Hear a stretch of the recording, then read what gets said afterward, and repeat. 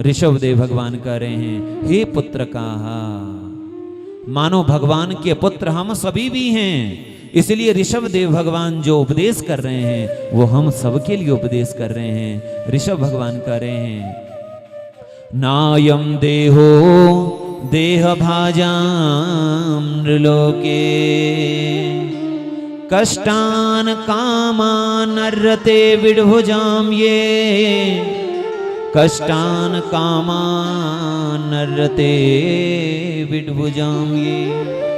हे पुत्र कहा, अयम देह, यह जो मनुष्य जीवन मिला है, मनुष्य शरीर मिला है, यह केवल खाने पीने सोने और बच्चे पैदा करने के लिए नहीं मिला है। क्योंकि खाना पीना सोना बच्चे पैदा करना ये हमसे ज्यादा पशु करते हैं। जरा देखिए, हमसे भोजन ज्यादा कौन करता है? हाथी। मलुकदास जी महाराज बड़ी प्यारी बात कहते हैं, हम तो कमा कमा के मर गए फिर भी पेट नहीं भरता, और वो हाथी को देखो, अजगर को देखो, वो पंछी को देखो, कहीं नौकरी नहीं करते, कहीं कुछ नहीं करते। अजगर करे न चाकरी और पंछी करे न काम, दास मलुका कह गए सबके दाता राम, सबके दाता राम। इसीलिए ये मनुष्य जीवन हमें जो मिला है, यह किसके लिए? बोले तपो दिव्यम, दिव्य तप करने के लिए मिला है। ये तप करने से क्या होगा? बोले शुद्धेत, हमारा मन शुद्ध होगा, पवित्र होगा, और यदि मन पवित्र होगा तो क्या होगा? बोले अनंत सुख की प्राप्ति होगी। इसीलिए आज के समय अन्य युगों की तरह हम लोग गुफाओं में बैठ करके तपस्या नहीं कर सकते, 8-8 घंटे 10-10 घंटे नहीं बैठ सकते। यद्यपि आज ऐसी तपस्या कर रहे हैं, पर सामान्य लोगों के लिए यह तप करना संभव नहीं है। लेकिन कितना अच्छा है, कथा में बैठे हैं और कथा में बैठे बैठे तप हो रहा है। कथा श्रवण करना भी तप है। कैसे? भगवान ने भगवत गीता में कहा 3 प्रकार का तप, मानसिक तप, वाचिक तप और शारीरिक तप। आप यहां बैठे हैं, 3-4 घंटे में एक आसन पर बैठे हैं, तो क्या है? ये शरीर का तप है। एक आसन पर बैठकर भगवान की कथा सुनना, भगवान का चिंतन करना, ये शारीरिक तप आप कर रहे हैं। वाणी का भी तप आप कर रहे हैं, क्योंकि आप घर में होते तो चुगली करते, एक दूसरे की बातें करते, सांसारिक चर्चा करते, लेकिन यहां बैठे हैं तो आप मौन हैं, बोल रहे हैं तो केवल भगवान का नाम, केवल भगवान का भजन, और नहीं तो आप मौन है। जब आप मौन रह रहे हैं, भगवान का नाम ले रहे हैं और कुछ कह नहीं रहे हैं, तो आप ये वाणी का तप कर रहे हैं। आप घर में होते, कहीं बाहर होते, मन से आप किसी और का चिंतन करते, काम का चिंतन, इसका चिंतन, उसका चिंतन, पर कथा में बैठकर भगवान की कथा सुनते सुनते केवल भगवान का चिंतन कर रहे हैं, तो ये मानसिक चिंतन हो रहा है, मानसिक तप हो रहा है।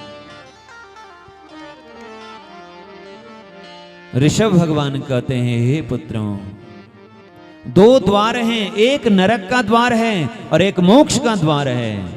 मोक्ष का द्वार कौन है?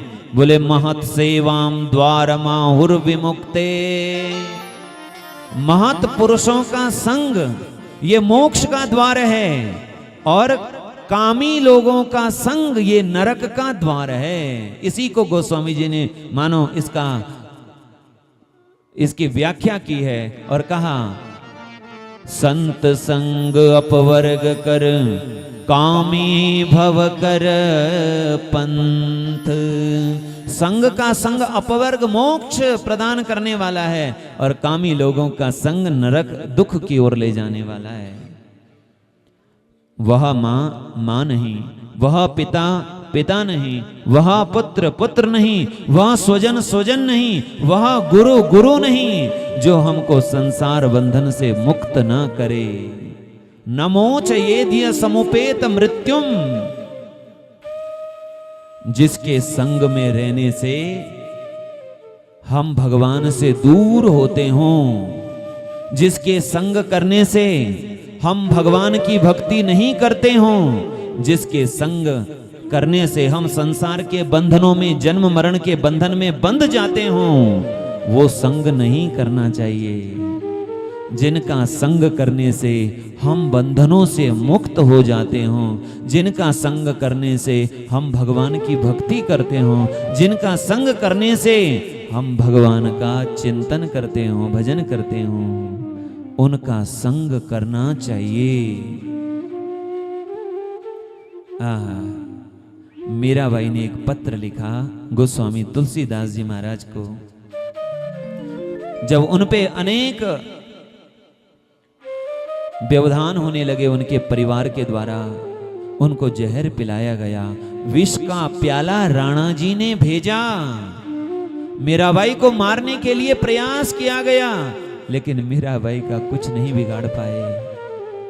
मीराबाई ने एक पत्र लिखा गोस्वामी जी को, हे प्रभु आप मार्गदर्शन करें, यदि परिस्थिति ऐसी हो तो क्या करना चाहिए, एक भगवान के उपासक को, उनकी भक्ति करने वाले को क्या करना चाहिए?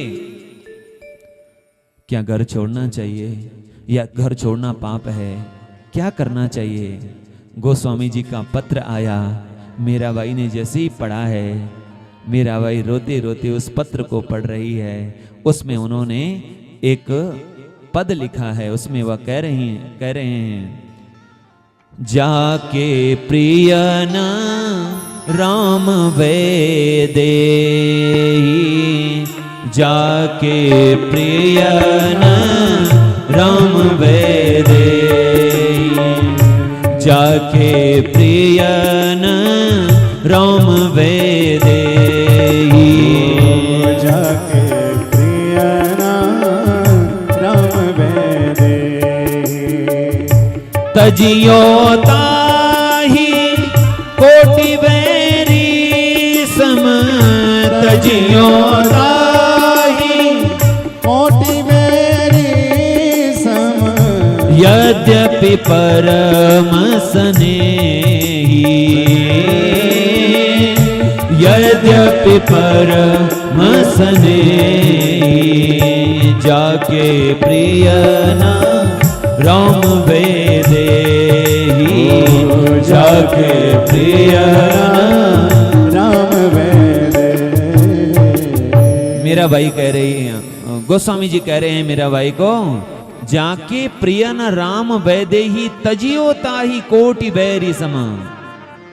यद्यपि वो कितने भी प्रेमी हो, नजदीक के क्यों न हो, रिश्तेदार क्यों ना हो, कितना भी स्नेही क्यों ना हो, उसको करोड़ों शत्रुओं की तरह त्याग देना चाहिए।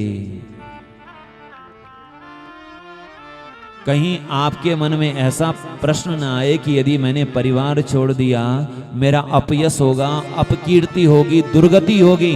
बोले नहीं नहीं, तजो पिता प्रहलाद विभीषण बंधु भरत महतारी, बलि गुरु तजो कंत व्रज वनितनी। इनका अमंगल नहीं हुआ, क्या हुआ? बोले भय मुद मंगलकारी। प्रहलाद जी ने अपने पिता हिरण्यकश्यपु को त्याग दिया, तजो पिता।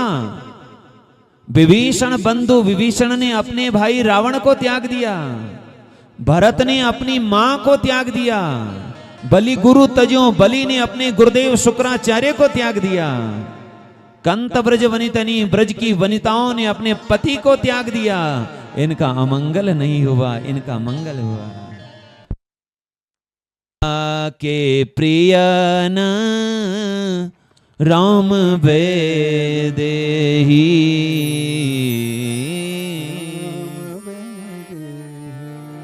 तजियो ताही ताही कोटि बैरी सम।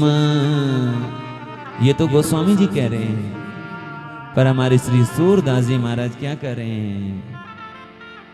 तजी मन हरि विमुखन को संग, जिनके संग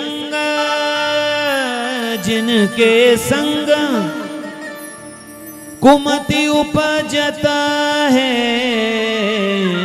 परत भजन में भंग। तजी मन हरि विमुखन को, हरि विमुखन को, हरि विमुखन को संग।